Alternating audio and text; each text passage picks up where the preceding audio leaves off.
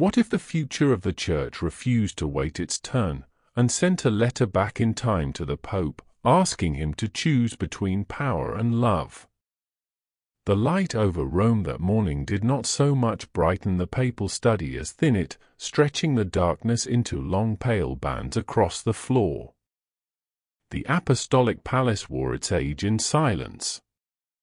No footsteps in the marble corridor, no muffled voices from the antechamber, only the faint hum of the city beyond the walls, as if the Vatican itself were holding its breath.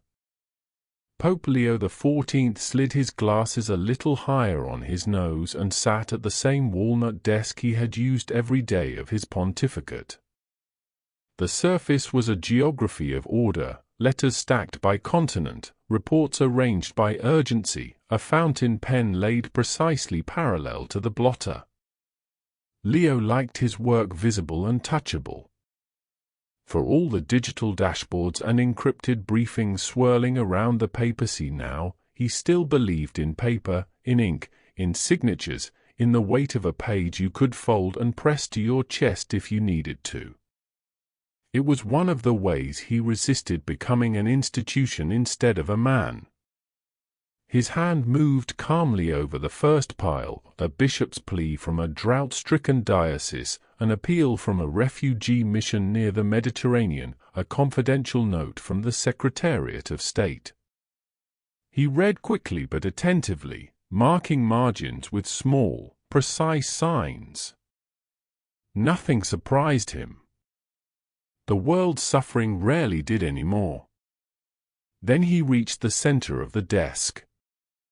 There, set alone like a stone in still water, lay an envelope he did not remember seeing the night before. It was not in any of the piles. It bore no printed crest, no departmental code, no diplomatic marking at all. Plain white, slightly thicker than standard stock, placed in the only empty space on the polished wood, as if someone had cleared a spot for it. Leo frowned. No one entered his study after he retired. The Swiss guard sealed the doors. His secretary, Monsignor Pietro, never touched the desk until Leo himself was seated and ready.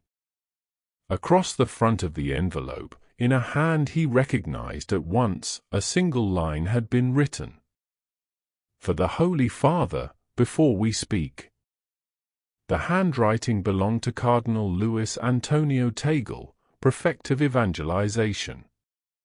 Warm, looping strokes, the same way he had signed letters for years. The same man scheduled to meet Leo that afternoon to discuss a new missionary initiative. The Pope's unease sharpened. He turned the envelope over. It was sealed in red wax. Not the modern impression of the crossed keys used by the papal offices, but an older symbol, a cross at the center, ringed by 12 tiny points, like stars crowded around a single light. Leo had seen it only in archives and old photographs, in resignation submitted under extraordinary conscience, when a prelate believed his office had become an obstacle to his soul. No one had used that ancient seal in living memory. His thumb rested on the hardened wax. For a heartbeat he simply sat there, listening. The room felt denser somehow, as if the air had weight. Leo was not a man prone to superstition, but he knew the texture of discernment, the quiet before a hard decision. This felt like that, but inverted, arriving before the decision itself. He broke the seal. A faint scent of something resinous rose from the paper, like incense after it has gone cold. Inside was a single sheet of cream parchment, hand-cut, the kind used for papal decrees. He unfolded it slowly. Most Holy Father. With filial respect and in full freedom of conscience. I must lay down the office entrusted to me. The burden has grown beyond what obedience alone can bear. I resign my charge, effective upon the day you receive this letter. Do not seek me until the 7th hour has passed. Louis Antonio Cardinal Tagle. Leo read it once, then again. The tone was composed, not desperate. No accusation, no explanation, no hint of scandal.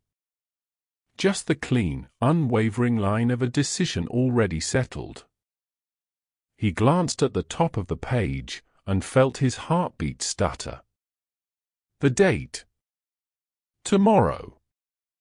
Not the day he was reading it. The day after. He stared at the numerals as if they might rearrange themselves if he just refused them long enough. They did not. The ink had dried in the usual way, the strokes consistent with Tagle's hand. Nothing in the letter looked altered or touched. If it had arrived by courier an hour ago with today's date, it would have been entirely ordinary in its form, if not in its content. But it claimed to be written in a day that had not yet dawned. Leo set the letter down, carefully, as if it might break. He checked the clock on the wall, though he already knew the time. He glanced again at the door, half expecting to see Tagle himself standing there with a nervous smile, ready to tell him this was some clumsy joke. The door remained closed. He picked up the envelope, searching for clues. No stamp, no routing marks, no signs of handling. The wax impression was clean, the edges uncracked. When he held the parchment up to the light of the high window, something else appeared, faint, like a shadow beneath the fibers. There, in the body of the page itself, was the outline of the papal seal. Reversed, as if pressed from the other side. A soft knock broke the stillness. "Come," Leo said, his voice steadier than he felt. Monsignor Pietro stepped in, carrying the day's docket and his usual easy smile. It faded almost at once when he saw the Pope's expression. "Holy Father," he asked, "is something wrong?" Leo did not answer immediately. He held up the letter instead. "Pietro," he said quietly, "who placed this here?" The secretary looked from the parchment to the empty space on the desk, confused. "No one, Your Holiness. I've only just arrived." The guard reported the study sealed as always. "I haven't touched anything." "You didn't enter before I came in?" "Never," Pietro said, the denial quick and instinctive. "You know I wouldn't." Leo studied him for a moment, then nodded. Pietro's confusion was too raw to fake. Whatever had happened, it had not passed through ordinary hands. Yet the letter existed. He could feel its weight. He could read its words. Somewhere in the Apostolic Palace, Louis Antonio Tagle was preparing to meet him later that day, unaware, or claiming to be unaware, that his resignation had already arrived from a tomorrow that had not yet come. For the first time in many years, Pope Leo XIV felt something he would later struggle to name. It was not exactly fear, and not quite awe. It was the sense that time itself had slipped, that the future had reached back, uninvited, and laid a hand on his desk. To understand why this one impossible letter could shake a pope who had weathered scandals, schisms, and storms, you have to know what kind of man Leo was before that morning, and why Cardinal Tagle was the last person he ever expected to run from his post. That story begins long before the envelope appeared in the quiet of that grey Vatican dawn. What you're about to hear changes everything. Hit subscribe so you're not left behind when the truth unfolds. Years earlier, before the white cassock and the impossible letter, Leo had first heard Luis Antonio Tagle's name spoken in a tone he trusted. A bishop who laughs too easily and spends too much time in slums, an old friend in the Curia had said once, half critical, half admiring. If the Church has a future, it may look a bit like him. When they finally met, in a conference room that smelled of coffee and photocopier toner, Tagle had struck Leo as impossibly unguarded for a man already carrying so much responsibility. He listened more than he spoke. When he did speak, it was with a gentleness that somehow did not dilute the truth. Later, as Pope, Leo had watched Tagle turn down small comforts, avoid flattery, slip out of receptions early to visit kitchens and back doors. If there was anyone Leo believed would cling to his post not for power, but for sheer fidelity to the people entrusted to him, it was Tagle. Which was why the letter in Leo's hands now felt not just impossible, but wrong. Like a line spoken by the wrong character in a play. He set those memories aside as the clock on the wall chimed the hour. "Your Holiness," Pietro said cautiously, "Cardinal Tagle is scheduled for this afternoon at 4. Shall I ask him to come sooner?" Leo kept his eyes on the letter. "No," he said finally. "Let the appointment stand." "And, Pietro." "Yes, Holy Father." "Say nothing about this to anyone." "Not yet." Pietro swallowed, nodded, and backed out of the room, closing the door softly behind him. The morning moved on in a strange half-light. Leo tried to attend to other matters, but every document he signed, every margin he annotated, felt like something done in the shallow end of the day, far from the deep current now running underneath his thoughts. Several times his gaze drifted back to the envelope lying alone on the desk, wax seal broken, edges unremarkable and yet somehow more solid than anything else in the room. By the time the small clock on the sideboard chimed 4, Leo had decided only two things with any certainty. First, if this was a deception, it was a sophisticated one. Second, if it was not, then he was standing at the edge of something far larger than a single resignation. There was a knock at the outer door, then Pietro's voice, then soft footsteps approaching. "Holy Father," Pietro called gently. "Cardinal Tagle is here. Send him in, please." Tagle entered with the same slightly hurried step Leo had seen many times, half a pace too quick, as if his mind was already 2 meetings ahead. He wore his usual black cassock with red piping, spectacles slipping down his nose, face open and warm.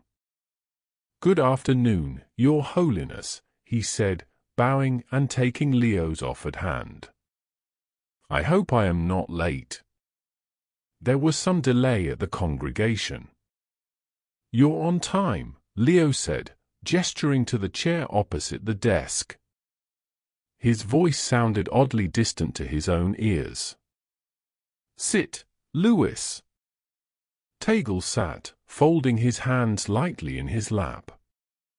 His eyes moved to the paper still lying on the center of the desk, but he did not comment. "There is something we must discuss," Leo said. He picked up the letter, smoothing it once, then held it out. "Would you read this, please?" Tagle took the parchment with the casual attentiveness of a man who expected another draft, another report, another plea for some intervention. His eyes moved over the first lines. "Most Holy Father," with filial respect and in full freedom of conscience. His brow furrowed. He read on. As he reached the central sentence, "I resign my charge," he drew in a short breath. By the time his eyes reached his own name at the bottom, the color had drained from his face. He read it again. And then, very slowly, he looked up. "Holy Father," he said, his voice almost a whisper, "what is this?" "That," Leo replied, "is what I would like you to tell me." Tagle blinked. He turned the letter over, then back again, as if hoping there might be some explanation printed on the reverse. "It is," he swallowed. "It is my handwriting. My style. I recognize the turns of phrase. Even the way I abbreviate my own name. But I did not write this." He hesitated on the last sentence, as though hearing how thin it sounded even as he spoke it. "You are certain?" Leo asked. "Absolutely." Tagle shook his head, more vigorously now. "I would never submit a resignation without speaking to you first. And not in this way. Not with these words." Beyond what obedience alone can bear, he touched the line lightly. "It sounds like me, but I have never written that sentence in my life." Leo watched him carefully. If this was a lie, it was a flawless one. The Cardinal's confusion was too raw, his distress too unstudied. "Look at the date," Leo said quietly. Tagle's gaze shifted to the upper right corner. He stared. And for a moment something like vertigo crossed his features. That's not possible," he murmured. "That's tomorrow." "Yes." But the ink, he touched it with the back of one finger, gently, as if testing whether it might smear. "It's dry. It feels like it's been here for hours." "It has been here since this morning," Leo said. "When I came in, it was waiting on my desk. This room was sealed all night. No one should have been able to enter." Tagle sat back slowly, still holding the letter. "I don't understand," he said. "I was at the college last night. We had Vespers, then a late meeting about catechetical materials. I returned to my room after 10. I did not write anything like this." Leo's mind was already moving to the next necessary step. "Louis," he said, softening his tone, "I believe you.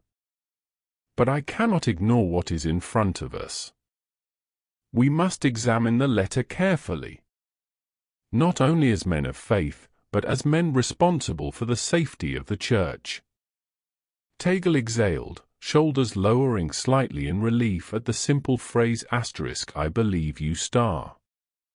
"Of course, Holy Father. Whatever you need." Leo pressed a button on the small intercom near the edge of the desk. "Pietro, would you ask Sister Miriam to join us in the Holy Father's study as soon as she is able?" he said when the secretary answered.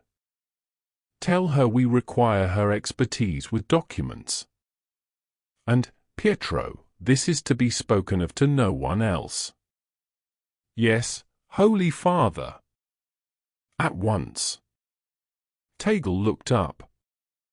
"Sister Miriam, the archivist. She knows more about our parchments and seals than any living soul," Leo said. "If there is any ordinary explanation, she will find it." They sat in uneasy silence until another knock sounded at the door. A small, quick woman in a grey habit entered, carrying a leather case. "Your Holiness," she said, bowing. Her eyes flicked respectfully to Tagle, then to the letter on the desk, as if she could sense its importance before being told. "Thank you for coming, Sister," Leo said. He slid the parchment toward her. "I would like you to examine this. Ink, paper, watermark, seal, anything you can discern. Treat it as you would an archival curiosity and a crime scene both." Her eyebrows rose slightly at the phrase, but she nodded, slipping on a pair of thin cotton gloves from her case. "May I?" she asked. "Please." She lifted the letter delicately, bringing it close to her eyes, then further away. She sniffed once, faintly, near the edge. "Modern ink," she murmured. "At least within the last few decades. The hand is consistent throughout. No obvious signs of forgery or tracing." She shifted her attention to the parchment itself, running her gloved fingertips gently along the fibers. "The paper is curious. It has the weight of our current papal stock, but the grain," she paused. "Forgive me. Old habits. I will speak plainly, it feels like it was made in the last few years, not centuries ago. Yet, may I hold it to the light?" Leo gestured toward the window. She moved closer, angling the parchment so the grey afternoon light passed through it. Her breath caught. "There," she said softly. "Do you see it?" Leo and Tagle stepped closer. Within the paper, faint as a ghost image, was the outline of the papal seal, the crossed keys, the tiara, the encircling band. But it was reversed, as if seen from the back of a mirror. "That watermark," Miriam said slowly, "is from a series of parchments used in solemn documents more than 100 years ago. The matrix for it is kept, or should be kept, in the apostolic vault. It is not used anymore. At least, it is not supposed to be. And yet this weaving," she shook her head. "This is not antique parchment. It's too clean. Too uniform. It's as if someone took an old watermark and impressed it into new paper from the wrong side." She lowered the sheet a little, her expression tightening. "I have never seen anything like this, Your Holiness." "And the seal?" Leo asked, indicating the broken wax on the envelope. She examined that next with a small magnifying lens. "The symbol is the signum used in grave resignation centuries ago," she said. "We keep the original seal matrix in the vault as well. It has not been catalogued as in use since before my time. I check its case every few years.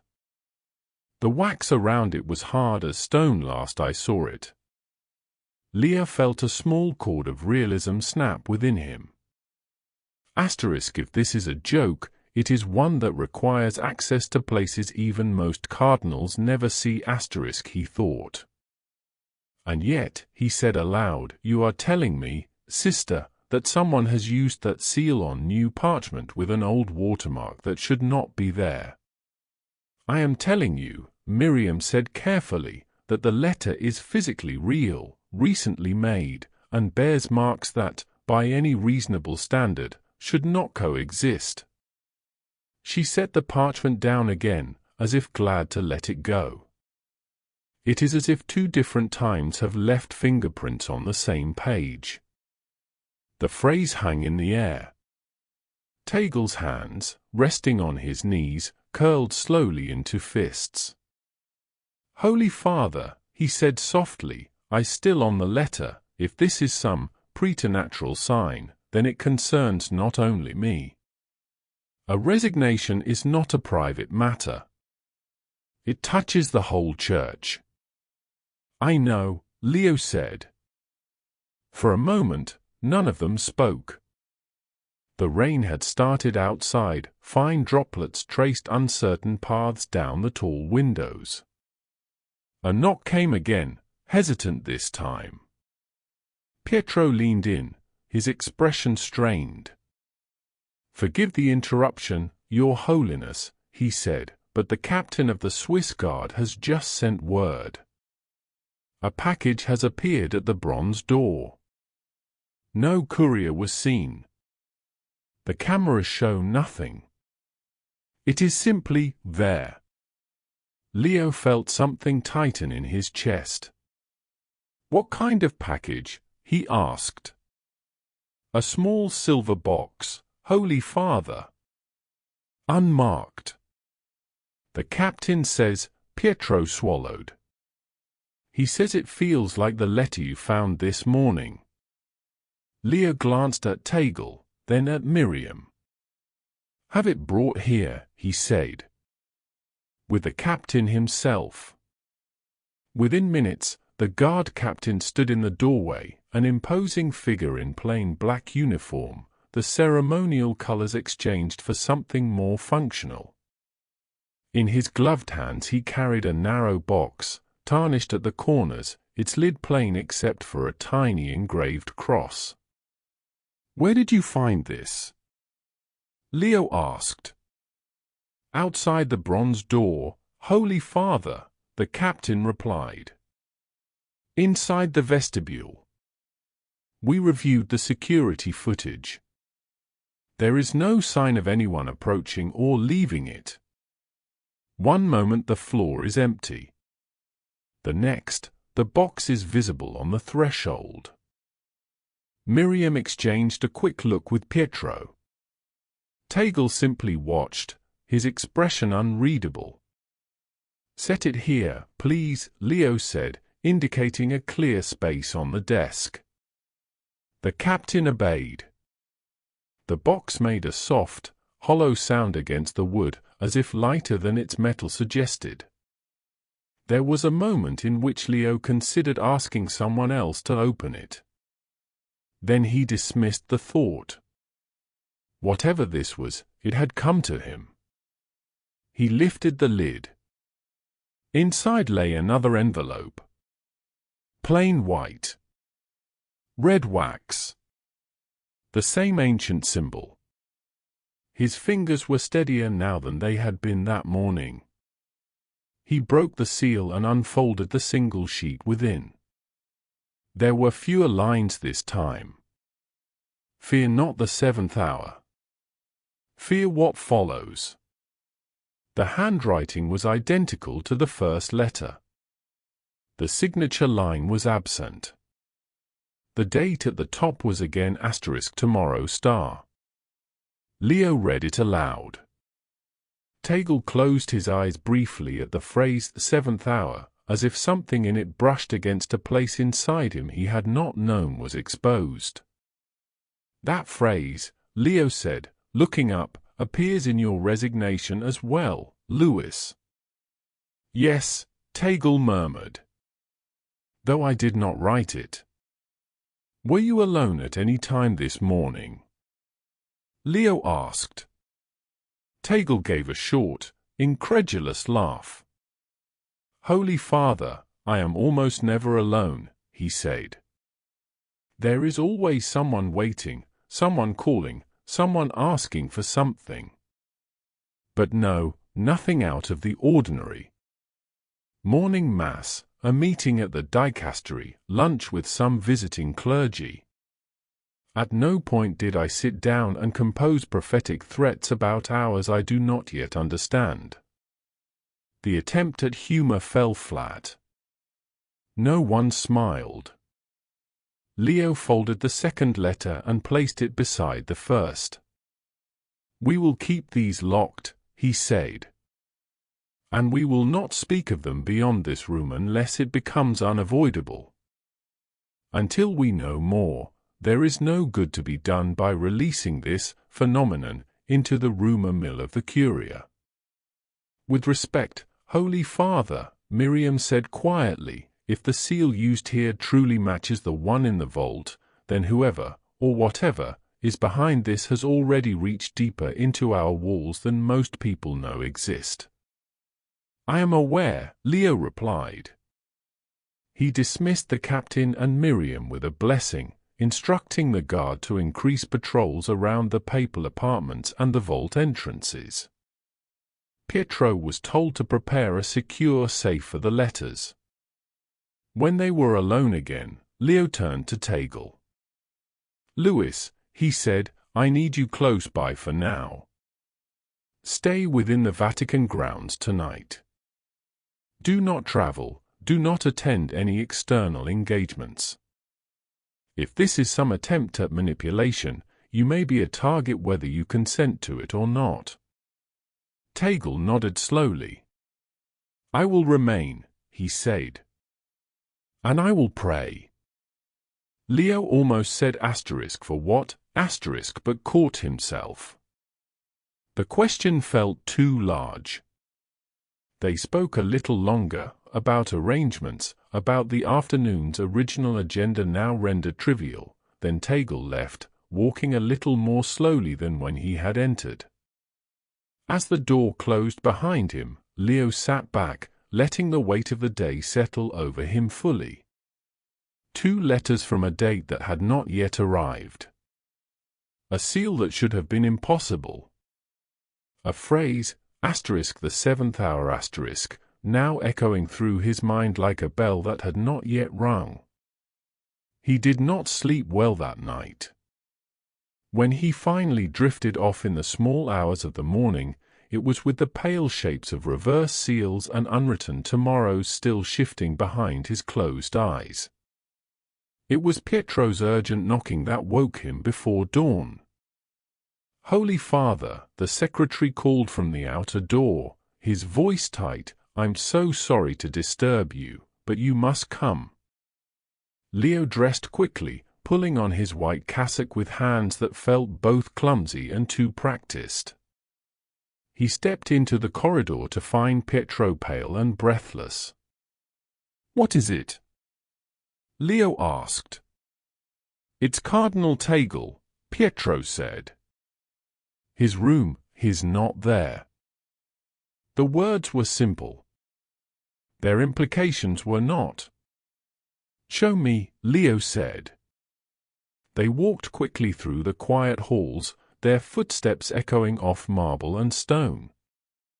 The sky beyond the high windows was still more night than morning, a thin line of grey just beginning to suggest itself over Rome. 2 Swiss guards stood outside the guest wing room assigned to Tagle during his stays in the Apostolic Palace. Both looked genuinely rattled. "We thought he was asleep, Holy Father," one of them said. "No one has left this corridor. We have been here all night." Pietro unlocked the door. It swung inward on a room that looked, at first glance, undisturbed. The bed was made. The small travel suitcase in the corner was neatly closed. On a nearby chair, Tagle's cassock and sash had been folded with almost ceremonial care, as if prepared for a different kind of departure. The window stood open a few inches, admitting a faint chill.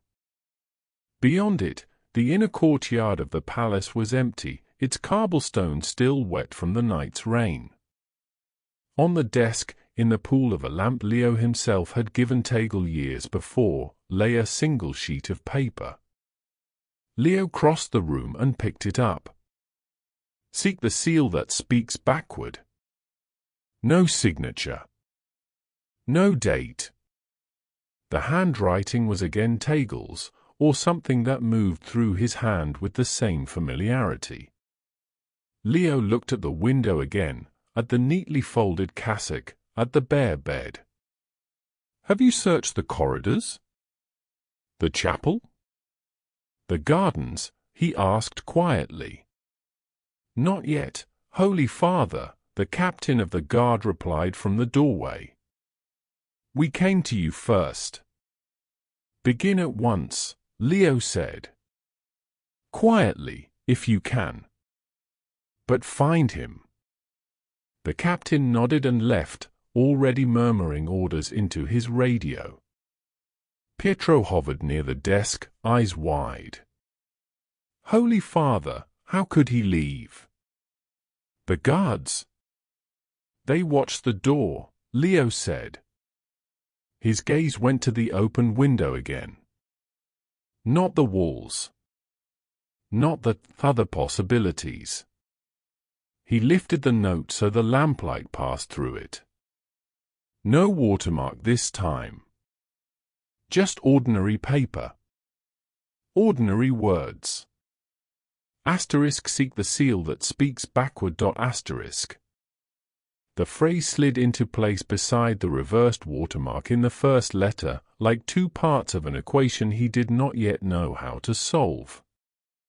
In the corridor beyond, the first low clang of alarms began to sound, a muted, internal signal that something was wrong inside the Vatican walls. Somewhere, guards would be moving faster now. Lights would be coming on in more windows. Whispers would be starting. Leo stood very still in the center of Tagle's empty room, holding the note and thinking of the two letters locked now in a safe in his study. For the first time since he had accepted the weight of the papal ring, he allowed himself to name what was rising in him. Fear. Not of scandal, or of political fallout, or of the world's gaze. He had faced those storms before.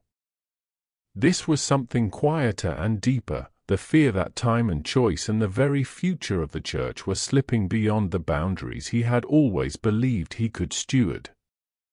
The alarms continued to ring softly, pulsing through the stone. Somewhere between yesterday and tomorrow, a cardinal had vanished, a seal had spoken backward, and a pope was about to find out how far the future was willing to go to make itself heard. And the seventh hour had not yet come. The alarms were not loud, just a steady, pulsing clang deep in the bones of the Vatican, the kind meant more for those inside its walls than for the world beyond.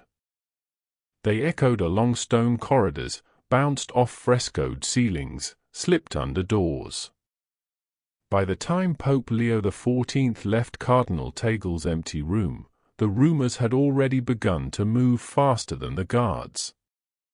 Faces peered out of half-open doors as he passed, secretaries in cassocks, nuns with folders pressed to their chests, junior monsignors whispering in corners.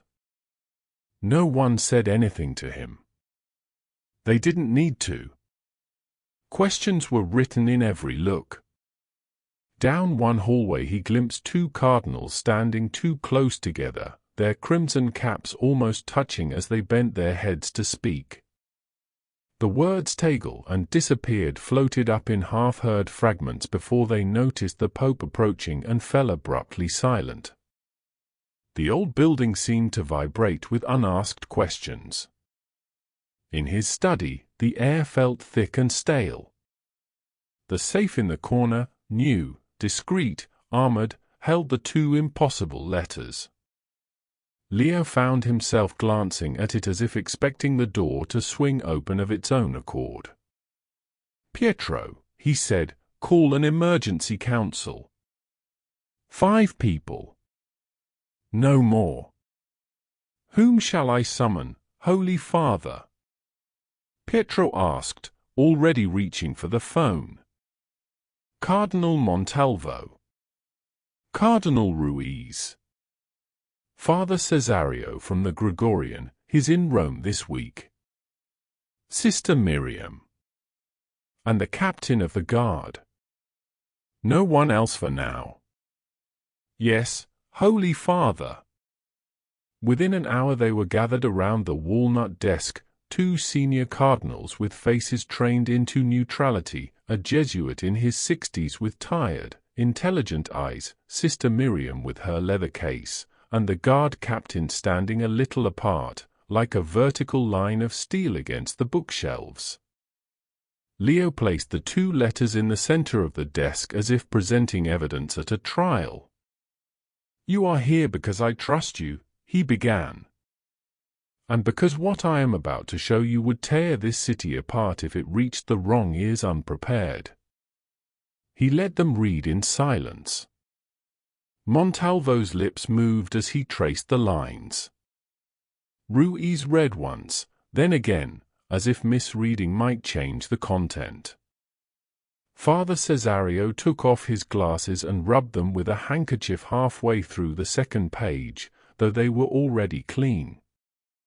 Sister Miriam's face did not change. She had seen them before. The guard captain's jaw clenched at the phrase *fear what follows*. And there is something else, Leo said when they had finished. Sister.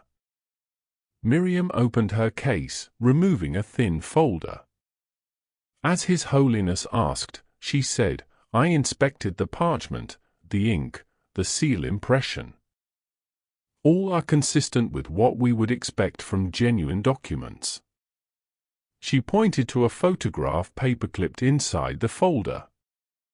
It showed the faint outline of the backward seal. The watermark embedded in the fibers belongs to a series of parchments used more than a century ago. The matrix for that watermark is stored in the apostolic vault. Sealed? Father Cesario asked. Sealed, Miriam confirmed. The vault is not a place one visits casually. Yet you believe this parchment is modern, Montalvo said slowly. Everything about its condition says so, she replied. It is crisp. Not brittle. The fibers are too uniform to be truly old. It is like hearing a young voice speak ancient words. And the seal? Leo prompted. Miriam's mouth tightened. The seal used to imprint this wax, she said, should also be in the vault. I last examined it 5 years ago during an inventory. The wax residue then was dry, fractured, almost powdery. It had not been used in generations. She glanced at the captain. With your permission, Holy Father, I would like to verify its condition now. Leo didn't hesitate. Go, he said. You and the captain together. I want no questions about who has touched what. The captain bowed. At once, Your Holiness. They left, the door closing gently behind them. Montalvo broke the brief silence. Holy Father, he said carefully, have you considered that this might be some elaborate psychological attack? An attempt to destabilize the Curia, to unsettle your closest collaborators? I have considered it, Leo replied. But if it is, it requires access to our highest security archives, forgery skills beyond anything I have seen, and a willingness to risk sacrilege on a scale that is impressive, even for our enemies. Or, Ruiz said, voice low, it does not come from our enemies at all, but from those within. Leo felt a flicker of irritation. I did not call you here to trade suspicions about which of our brothers might secretly hate the Church enough to play with time, he said. I called you because a cardinal has vanished, a seal that should not be in use has spoken, and I will not discern these things alone. Father Cesario had said nothing yet. Now he spoke, his voice gentle. What do you feel, Holy Father? He asked. Not what you fear, not what your training tells you. What do you feel when you hold these pages? Leo hesitated. There were many things a pope was expected to confess. This felt like one of the more dangerous. I feel, he said slowly, as if the future is misbehaving. Refusing to stay where it belongs.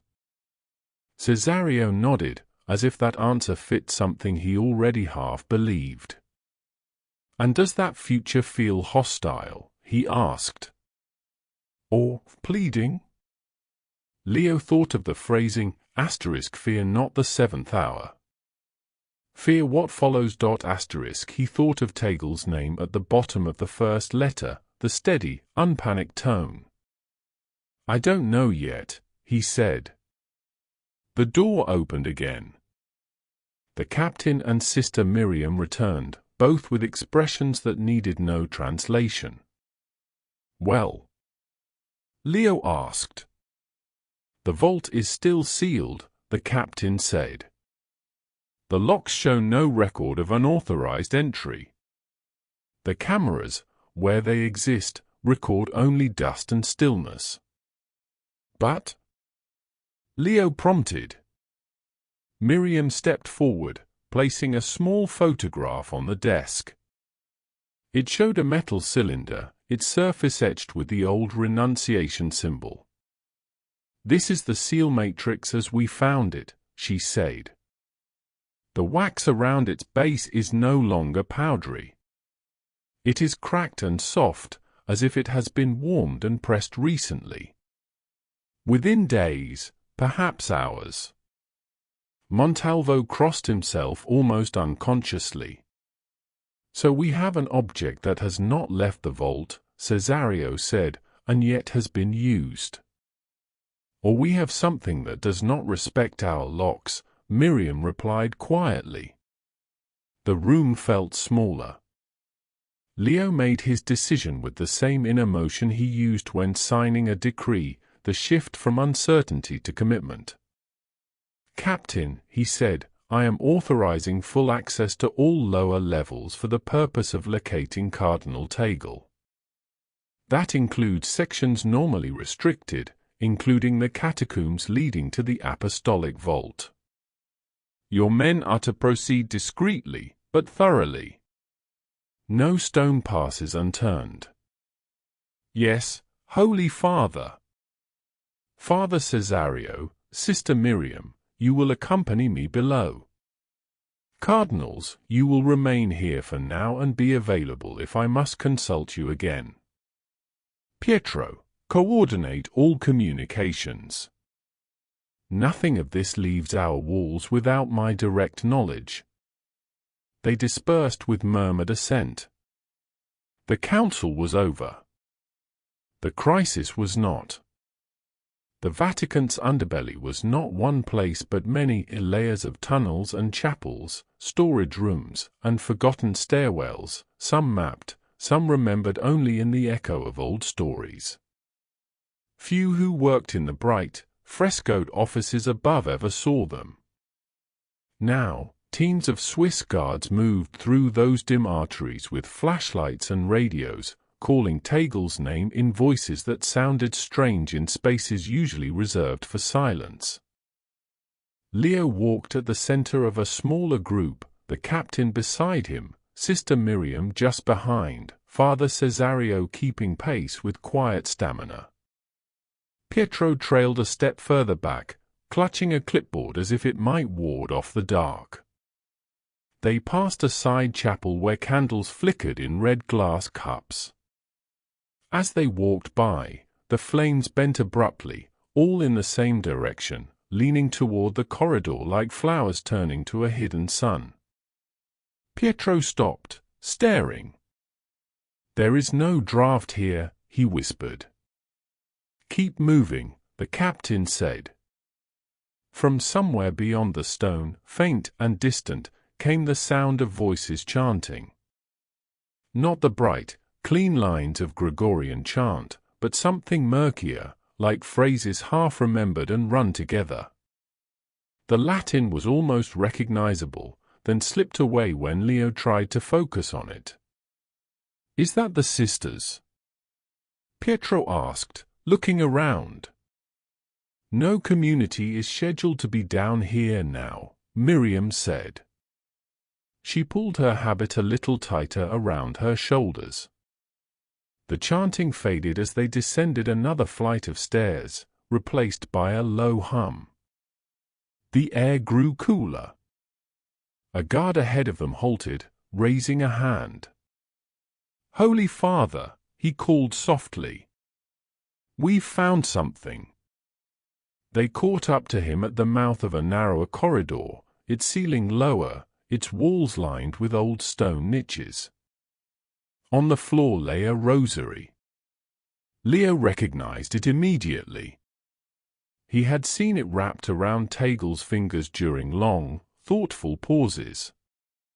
Simple wooden beads, worn to a soft sheen, and a small silver crucifix with a scratch along one arm where it had once snagged on a chair. He bent to pick it up. The beads were cool and familiar in his palm. "Was anyone down here before us?" he asked. "No, Holy Father," the captain replied. "This corridor leads toward the old catacombs and, eventually, the apostolic vault. It is not on any regular patrol route." Cesario looked at the rosary, then at Leo. If he came of his own will, the Jesuit said quietly, he was praying as he did so. Or being led, Miriam murmured. Leo slipped the rosary into his pocket, feeling the weight of each bead against his leg as they walked on. The corridor narrowed further, then opened into a wider landing where a heavy iron gate barred the way. Beyond it, the darkness thickened.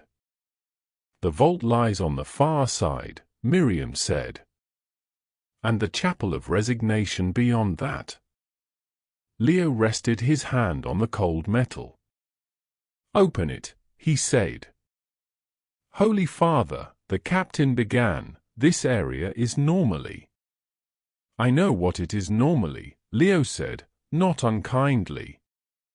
"Today is not normal." The captain nodded and produced a key ring that looked heavy enough to be a weapon. He selected one with care, inserted it into the ancient lock, and turned. The mechanism resisted, then yielded with a slow, grinding click. The gate swung inward. The air that flowed out was not as musty as Leo expected. It was cooler, yes, but with a strange clarity to it, like the still air at the top of a bell tower. They stepped through. The apostolic vault was less a single room than a sequence of spaces, each with its own particular gravity. Shelves lined the walls, full of boxes and codices.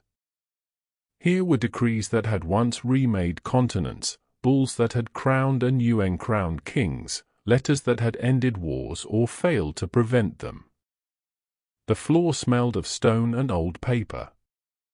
Miriam moved as if half in a trance, her hands hovering near spines and bindings she had only catalogued from a distance. "Here," she said at last, guiding them toward a recessed alcove. On a low pedestal under a glass cover sat the seal matrix, the metal cylinder from the photograph, etched with the renunciation symbol.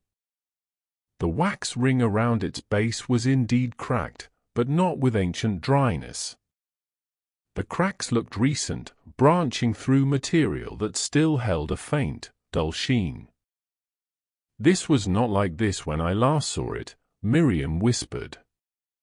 "It has been warmed, pressed, cooled again. The marks are fresh." Beside the pedestal, a wooden table held several sheets of parchment. A few lay neatly stacked. Others were scattered, some half-rolled, one on the floor. Leo picked up the fallen one. Lines of Latin ran down it in a careful hand.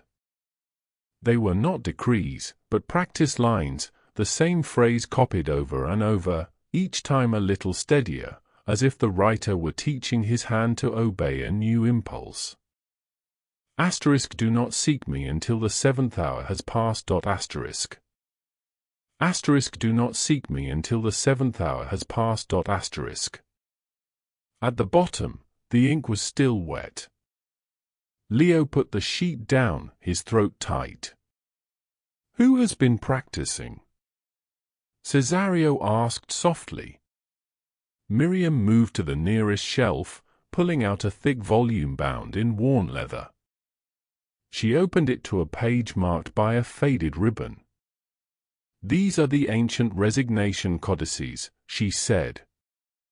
"Records of those who used this seal. Bishops, abbots, a handful of cardinals. Men who believed they could serve God better by laying down their office than by keeping it. She held the book so Leo could see. Illustration after illustration showed the same symbol in red wax, pressed beside elegant signatures. Beneath one entry, a line had been added in a different hand, centuries later. Asterisk vox in umbris. Asterisk. The voice in the darkness, Cesario translated.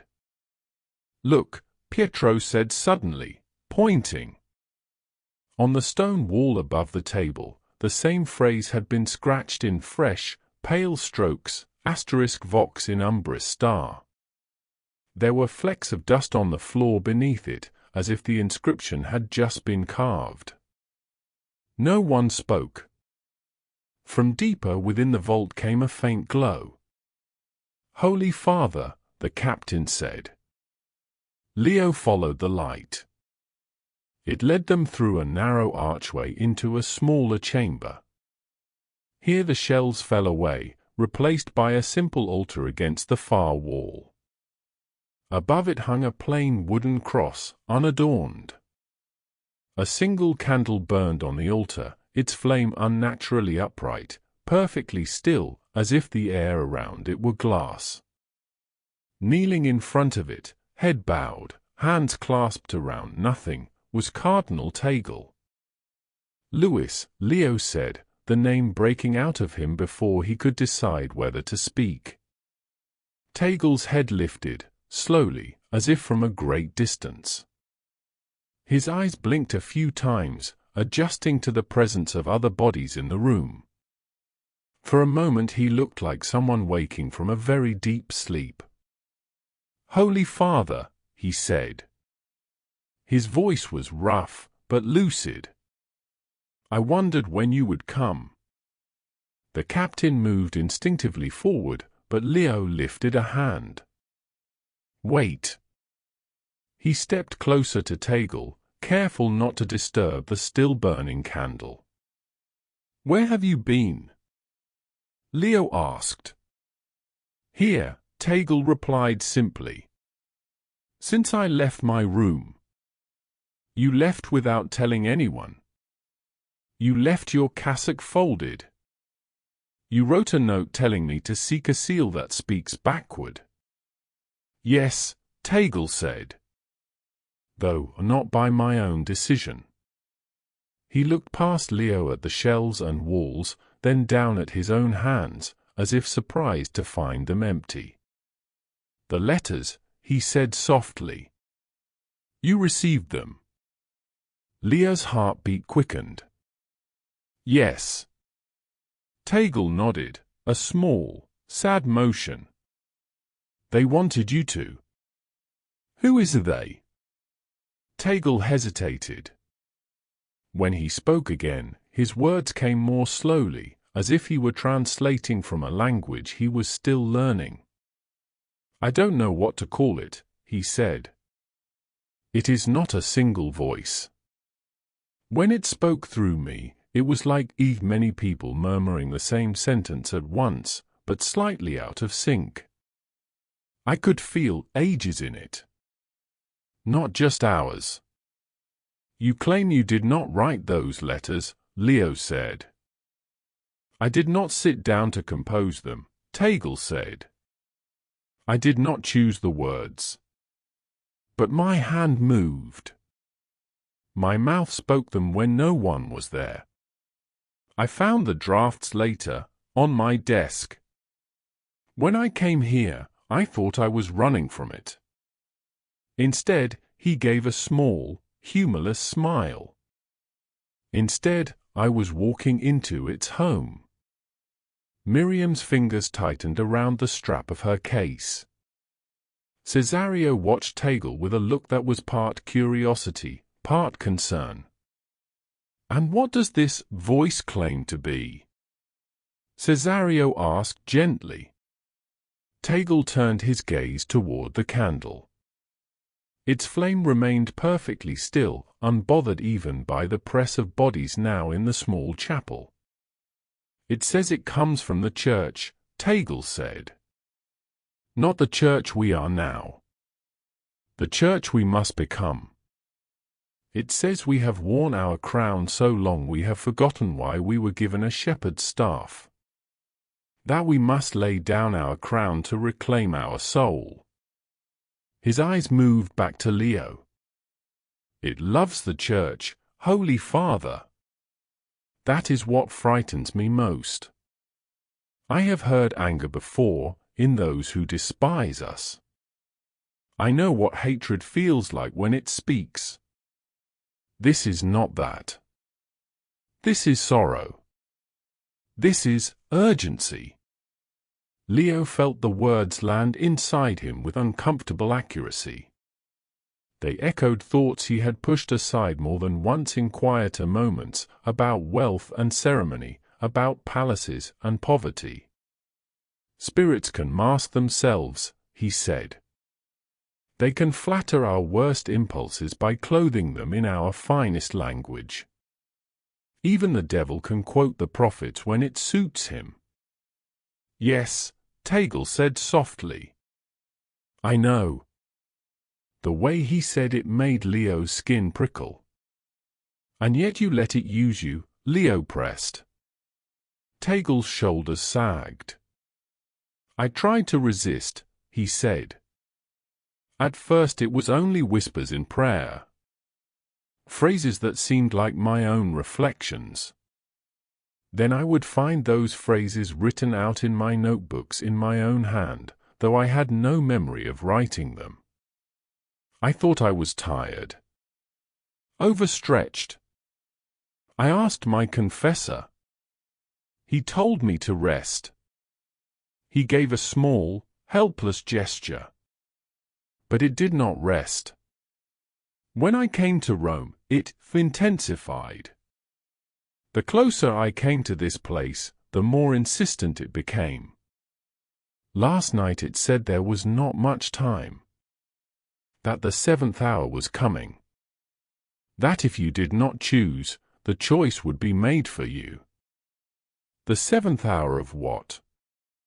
Pietro blurted before he could stop himself. Tagle shook his head. I don't know. Only that it is a threshold. A hinge. After it, things become harder to change. Leo felt the weight of everyone's eyes on him, as if he were expected to interpret more than words now. He opened his mouth to speak, and the candle flame flared. It did not flicker, as a flame would in a gust of wind.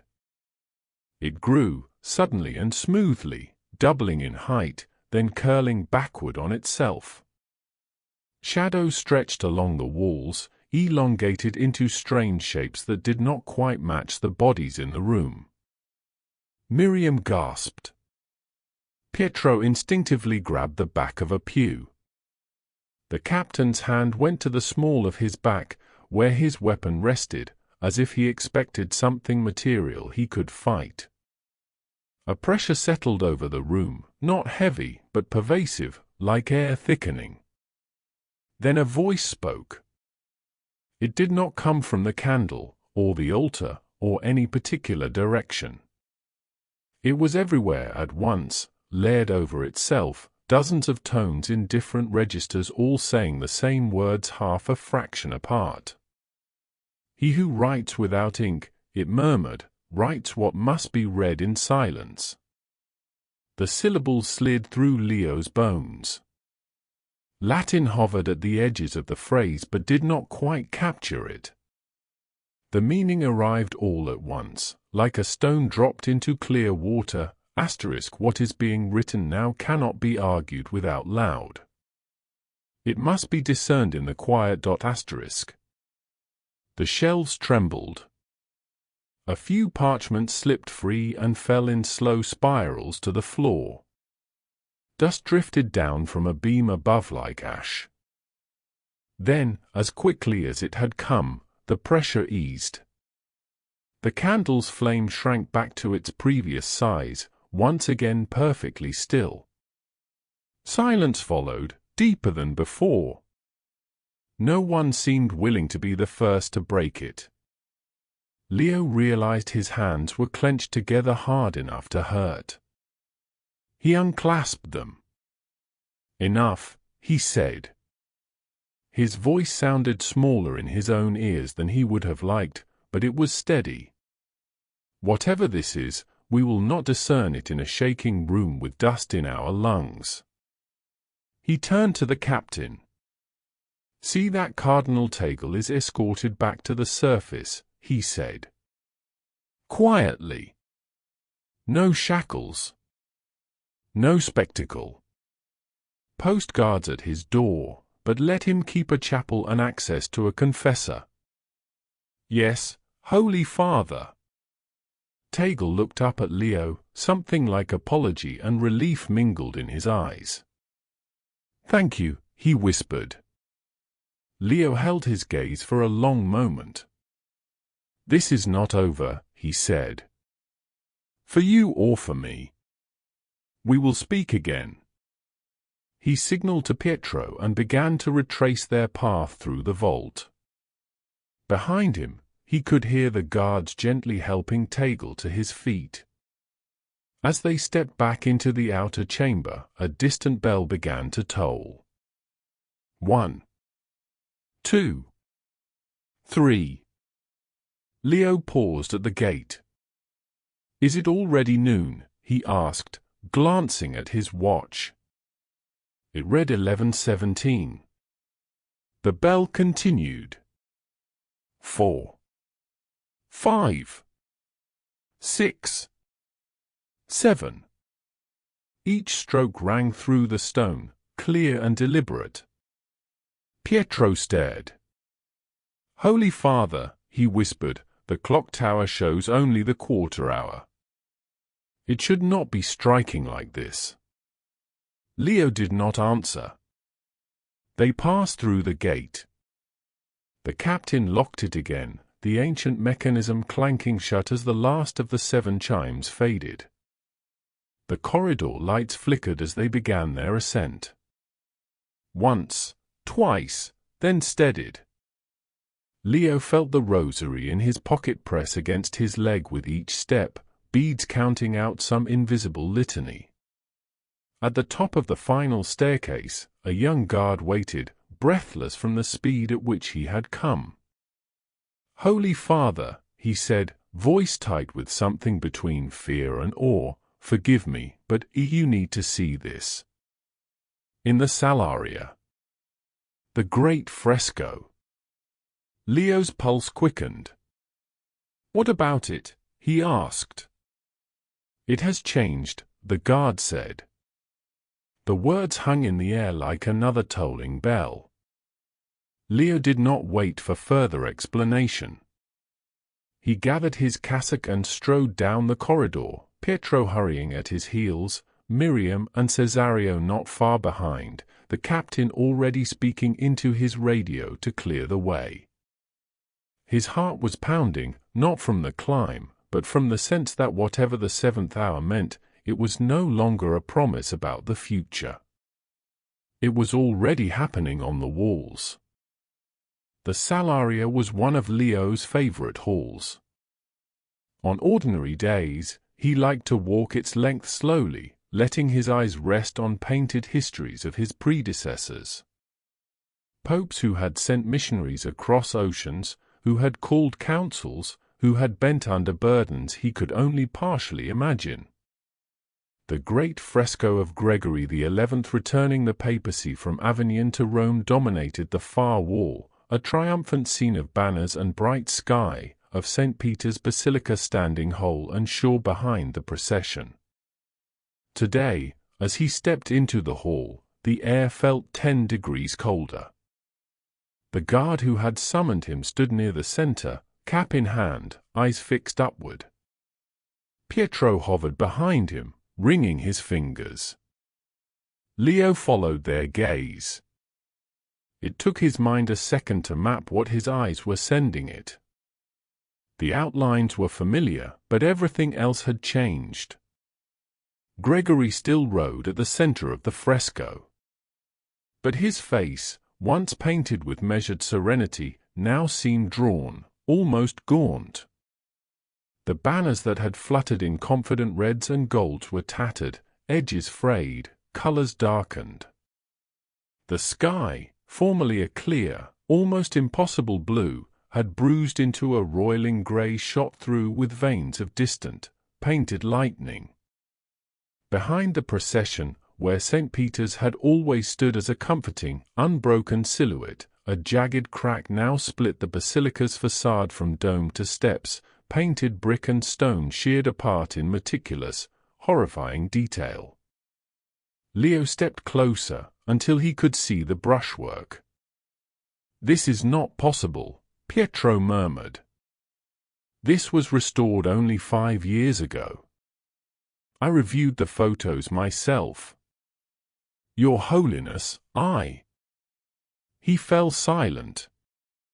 The restoration photographs hung in a frame along the side wall, before and after panels meant to reassure visitors of the Vatican's care for its treasures. In both images, the fresco showed the triumphal scene Leo remembered: banners whole, sky clear, basilica intact. Here in the hall, the painted storm churned. The crack yawned. "Has anyone touched this?" Leo asked, his voice quieter than he intended. "No, Holy Father," the guard replied. "The cameras show nothing. The last footage from last night is normal." Then, just after the bells, he swallowed. "It's like this. Is anyone else aware?" Leo asked. "A few staff," Pietro said softly. "Word is moving quickly." Of course it was. A painting changed overnight in the heart of the Vatican. Priests would whisper it in corridors. Nuns would carry it into prayer. Someone would tell a cousin, a reporter, a friend. The story would leak. It always did. Leo stood very still, staring at the painted crack. The 7th hour had rung out below ground. Up here, something had already broken. For a moment he felt the familiar urge to restore control, to seal off the hall, to call in experts, to label this a chemical reaction, a failure in varnish, anything that would wrap the event in technocratic language. Instead, he did nothing. Because whatever this was, miracle or manipulation, warning or cruelty, it was bigger than a flaking wall. "Close the salaria," he said at last. "No one enters without my permission. But don't hide that it's closed. Let them see the barrier." Pietro looked surprised. "Holy Father, that will invite questions." "Yes," Leo said. "It will." He turned away from the fresco and walked back down the hall, his footsteps echoing. Behind him, the painted thunderhead seemed to bruise deeper. By the end of the day, the questions had outgrown the walls. A staff member told a cousin in Milan about a bleeding painting. A janitor's nephew, working as an intern at a media outlet, mentioned that something strange was happening in the Apostolic Palace. A guard, unnerved by whispers of disappearing cardinals and thundering bells out of sync, spoke too freely in a trattoria outside the walls. By morning, global networks were running speculative headlines. "Vatican mystery, changing frescoes sparks questions." Reports of secret crisis in Rome, Pope silent. #Vatican storm trended. Amateur theologians offered interpretations in threads and comment sections. Some called it a sign of coming judgment. Others wrote it off as a clever piece of performance art or a psychological experiment. St. Peter's Square filled with more people than usual. Some came with rosaries and candles. Others carried placards demanding transparency. Television vans lined the perimeter. Cameras stared up at the Apostolic Palace windows like unblinking eyes. Inside, the mood oscillated between brittle calm and quiet panic. Leo watched all this in briefings from Pietro, in glimpses from his window, in hastily compiled clips on a tablet he disliked but now needed. He felt the world's gaze like weight on his shoulders, pressing him toward a decision he still did not fully understand. It was in this pressure cooker air that the third letter arrived. He was alone in his study when it happened. No knock, no courier, no warning. One moment the desk was as he left it, cleared except for a Bible, a few notes, a photograph of his family before the papacy. The next, as he turned from the window, there it was. An envelope. Plain white. Red wax. Waiting in the center of the desk with the awful, familiar calm of something that believes it has a right to be there. Leo's chest tightened. He approached it slowly, the way one walks toward a wild animal that might bolt. He had ordered a camera installed in one corner of the study after the second letter, discreet, its presence known only to a few. A small red light told him it was recording now. He almost laughed. The idea that replaying the footage later would show anything other than an empty desk and, suddenly, an envelope felt tragically naive. But he had to try. The wax carried the same ancient symbol. This time, when he broke it, the scent that rose was not myrrh or resin, but something like clean air after lightning, sharp, metallic, clearing. The parchment inside was still warm. It felt like holding the breath of the room itself. He unfolded it. When the shepherd chooses between power and love, the future will enter the present. No date. No signature. Just that one sentence, written in the same steady hand, the strokes more fluid than before, as if the writer, whoever, whatever it was, had grown more comfortable using Tagle's script. Leo read it aloud to the empty room. When the shepherd chooses between power and love, the future will enter the present. The words slotted themselves alongside everything he had seen, the letters, the vault, the voice, the changed fresco and its cracked basilica. They formed a line, and at the end of that line stood him. The shepherd. Power and love. He sat down slowly. For a long time he did not pray. He just breathed, feeling the old rhythms of his life, meetings, decisions, audiences, shift around this new center of gravity. At last he reached for the intercom. Pietro. Yes, Holy Father. Summon 12 cardinals to the Apostolic Palace, Leo said. One from each major region. Men who still listen more than they speak, if we have any of those left. Tell them we meet in 2 hours. No agenda, no notes circulated. They will know why soon enough.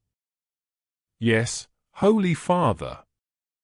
And, Pietro, bring Cardinal Tagle under guard. Not as a prisoner. As a witness. The council gathered in a room that had seen centuries of compromises and confrontations, a long table beneath a frescoed ceiling, tall windows admitting a light that flattened the features of those who sat beneath it. Cardinal Ruiz from Latin America. Cardinal Montalvo from Europe. A cardinal from Africa who had once been a village catechist.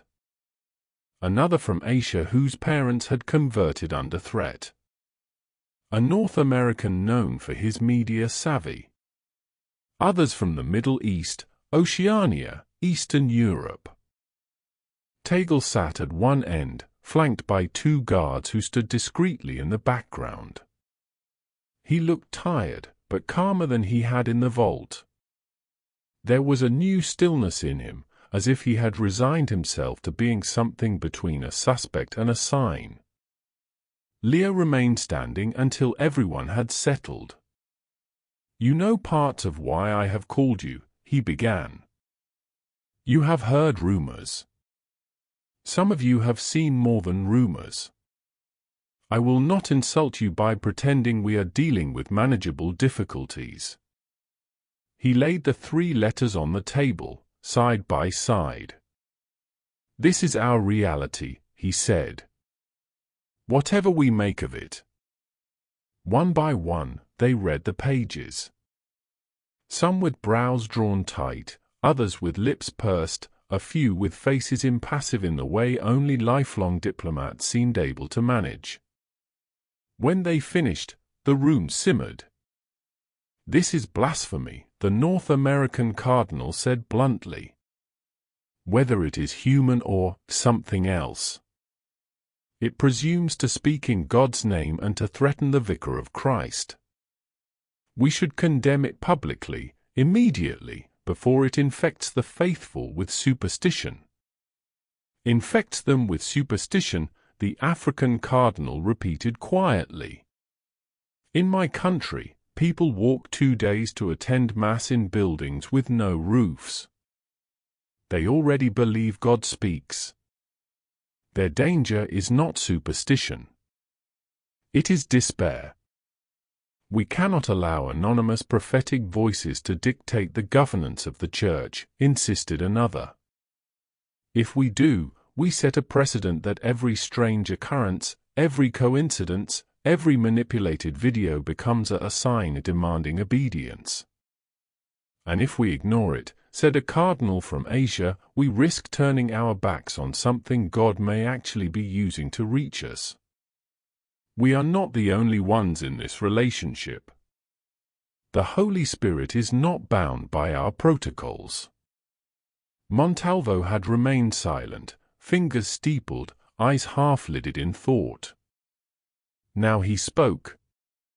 "Holy Father," he said, "may I share something from the Council archives?" Leo nodded. Montalvo reached into his folder and produced a thin, yellowed sheet.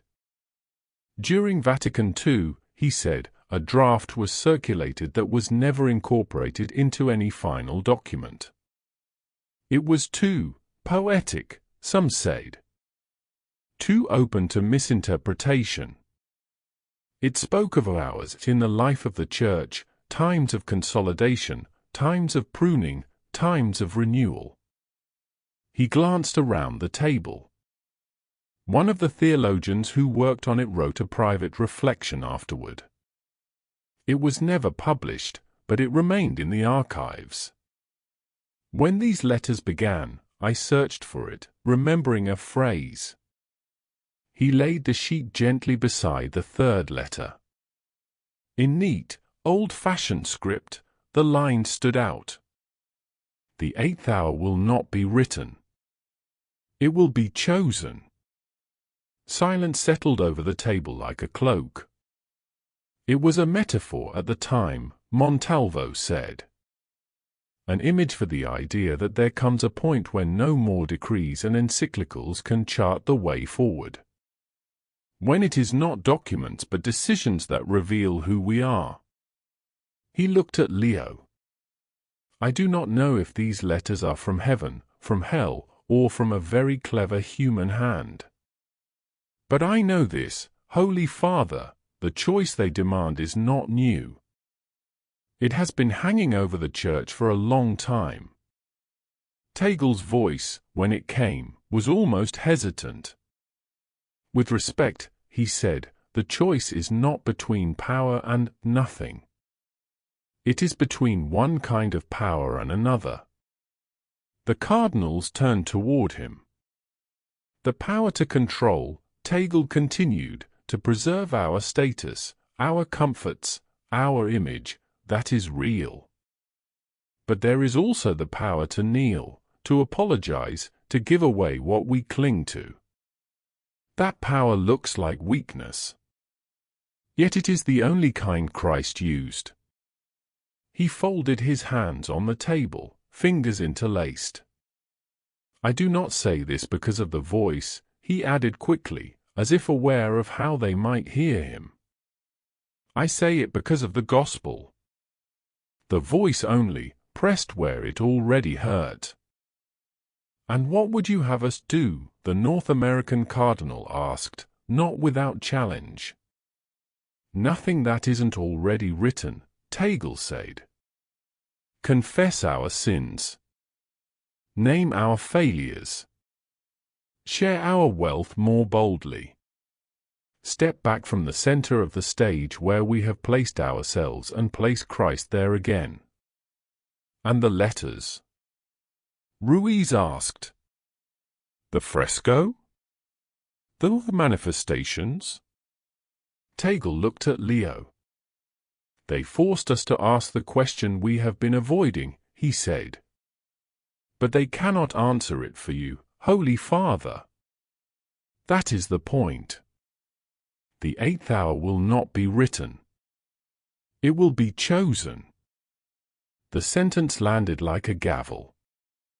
Leo felt every eye return to him.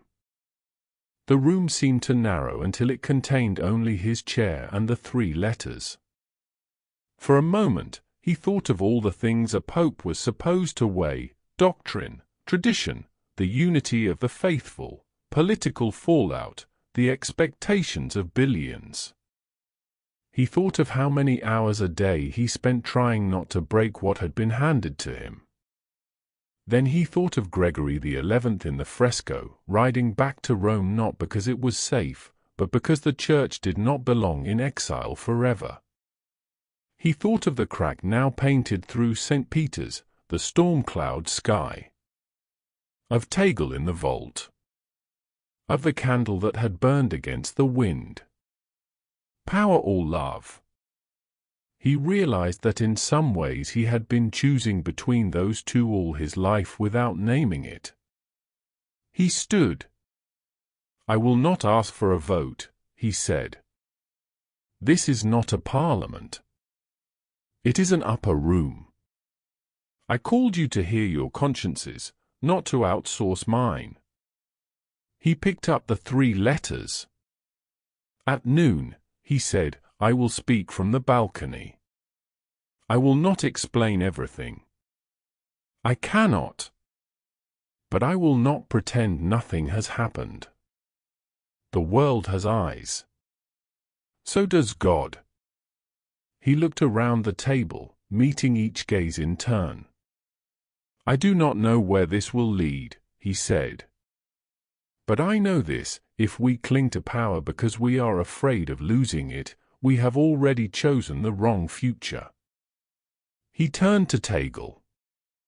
You will stand with me, he said. Not as a scapegoat. As a brother. Tagle's eyes shone. Yes, Holy Father, he whispered. St. Peter's Square was a restless sea of bodies and weather. Clouds massed overhead, heavy but undecided. The obelisk in the center stood like a needle stitching sky to stone. From the balcony, the roar of the crowd rose and fell in waves, chants, prayers, shouted questions in languages Leo caught only fragments of. Cameras clustered like watchful insects, their tiny red lights blinking. Screens on networks across the world framed the balcony in rectangles, waiting. Leo stood just inside the threshold, the heavy curtains drawn back. Tagle stood a step behind and to the side. Pietro hovered further back with a sheaf of papers Leo had no intention of reading from. The 3 letters lay in Leo's hands, folded but visible. Ready, Holy Father, a voice from somewhere near the door asked. No, he thought. But that has never stopped anyone called to anything. He nodded. They stepped out into the light. The noise surged, then stilled, as if someone had turned down an invisible dial. The square seemed to draw closer. Even the clouds above felt attentive. Leo raised a hand in greeting. He let the silence settle a little deeper. He could feel the eyes, the lenses, the expectations. He felt, too, the slight tremor in his own hands, and the rosary in his pocket, pressing steady against his leg. "Brothers and sisters," he began, his voice carrying with the practiced resonance of long years, but edged with something more raw, "today I will not give you the homily I had prepared." A ripple of uneasy laughter, quickly swallowed. "You have heard many rumors," he continued. "Some are false. Some contain more truth than you might expect. I will not dignify every detail with explanation. But I will not hide from you that the Church, your Church, is passing through a strange hour." He held up the letters. "In these days, messages have appeared which no locked door could prevent," he said. "They bear the hand of someone close to me, yet claim to come from a day not yet arrived. They have spoken of a seventh hour, of fear, of choice. Many of you have also heard of a fresco that has changed without human hands. I have seen these things. I do not fully understand them." A murmur moved through the crowd. The cameras zoomed in. "In the face of mysteries, the Church has sometimes chosen silence," Leo said. "Sometimes that is wisdom. Sometimes it is cowardice. Today I choose another path. I will not offer you spectacle. I will offer you a decision." He took a breath. "The decision is this: will we, as the Church, cling to the power and privilege we have accumulated, or will we lay down what we must so that love can breathe more freely among us?" He could feel the cardinals behind him stiffen. He went on. "We have failed you," he said simply. "In our scandals and our cover-ups, in our arrogance and our indifference to the poor, we have behaved more like princes than like servants. We have guarded our image more fiercely than we have guarded the vulnerable. For this, I ask your forgiveness, not in abstraction, but in concrete ways we will begin to show." He let the words sink in like stones into water. "Love is not soft," he said. "It is costly. It will cost us buildings, privileges, habits of dominance that have nothing to do with the gospel. It will cost us comfort." His voice grew firmer. "But I believe, with all the little faith I have, that if we choose love over power, the future will enter the present. Not as a set of predictions, but as a path we can walk together, with the crucified and risen Christ, not above the world, but in its wounds." He looked down at the letters in his hands. "These pages have been a scandal to me," he said. "They have frightened me.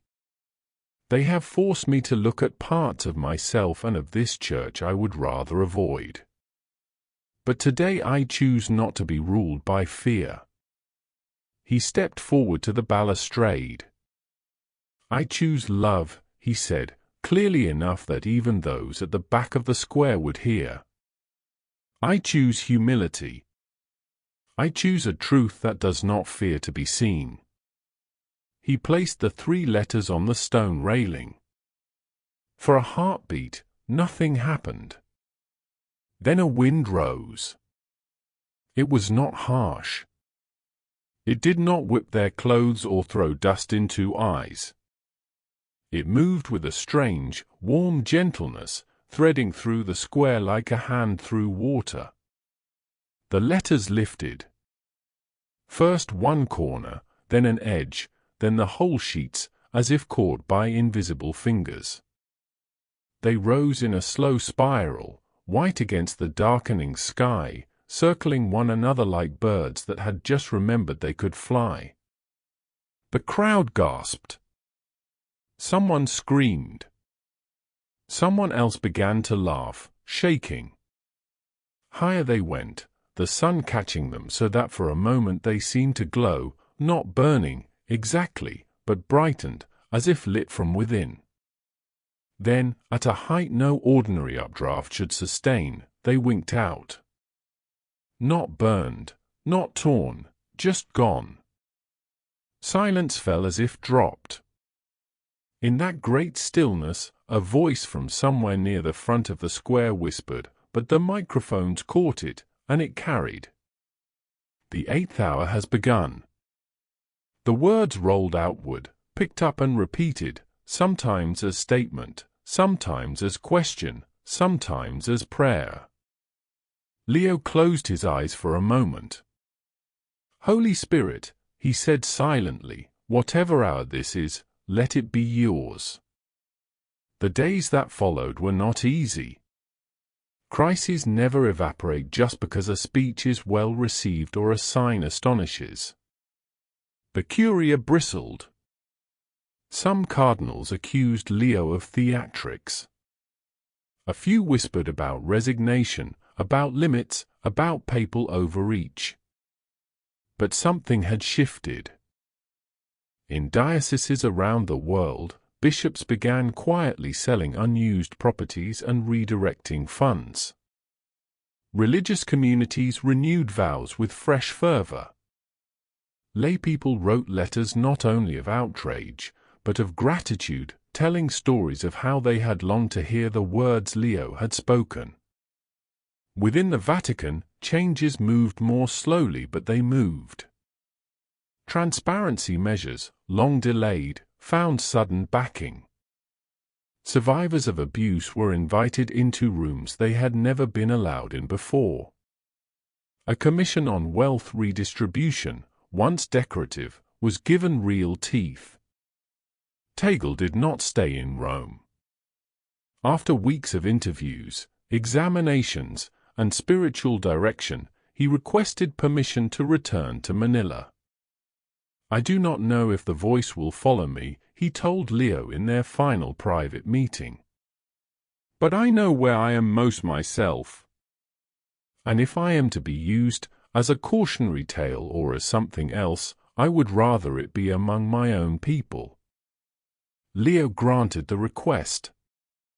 Go, he said. Not as an exile. As a bridge. Tell them what you have seen. And if the voice speaks again, do not listen alone. Tagle smiled, a little wryly. I have learned that lesson, he said. The vault beneath the earth was resealed. The iron gate closed with a final, ringing click. Above it, chiseled into the stone in fresh, careful letters, a new inscription joined the old. Veritas vincit. Truth will prevail. Miriam ran her hand over the words once before stepping back. The candle in the chapel of resignation burned low, ordinary now. If a voice remained, it kept its own counsel. Leo found himself drawn more often to the gardens in the early morning. Dawn over the Vatican was different from dawn on the outside streets. The walls muffled some noises and amplified others. Birdsong, the distant hum of the city, the quiet crunch of gravel under his shoes. One morning, not long after Tagle's departure, he walked alone along a path lined with low hedges. The sky was just beginning to lighten, streaks of pale pink brushing the horizon. He stopped by a small fountain and Saturday. The weight of the office still pressed on him. The dossier still piled up. The conflicts had not magically resolved. There were days he woke and wondered if he had done the right thing, if he had exposed the church to ridicule for nothing more than his own moment of theatrical courage. But there were other days, more now, when he felt something like a subtle, insistent pulse beneath it all. Not triumph. Not certainty. Just awakening. He closed his eyes. For a while he simply listened to the water, to the faint traffic beyond the walls, to the quiet within himself. No voices spoke. No letters appeared. Time moved forward at its normal, stubborn pace. A small weight brushed his shoulder. He opened his eyes. A white dove had landed on the back of the bench, head cocked, dark eyes bright. It looked at him for a moment, then hopped down to the armrest beside his hand. Close enough that he could see the delicate pattern of feathers, the tiny, beating throb beneath its throat. Leo smiled despite himself. "I am not so naive as to take you for a sign," he murmured. "But you are welcome." The dove fluttered down to the path, pecked at something invisible, then rose in a clean arc into the morning air, vanishing over the hedge. Leo watched it go. The future he had chosen, if that was even the right way to think of it, was not yet written. It would be written in policies and protests, in parishes and slums, in arguments and reconciliations he would never live to see. But it was awake. He could feel it, like the first thin light over the horizon, not enough to see everything clearly, but enough to know that night was ending. He stood, smoothing his cassock, and turned back toward the palace. Behind him, the garden slowly brightened with the coming day. The shepherd has chosen, he thought, the words forming themselves with a clarity that surprised him. Now let the flock see the dawn. Before you go, subscribe, drop a comment with where you're watching from, and share your thoughts.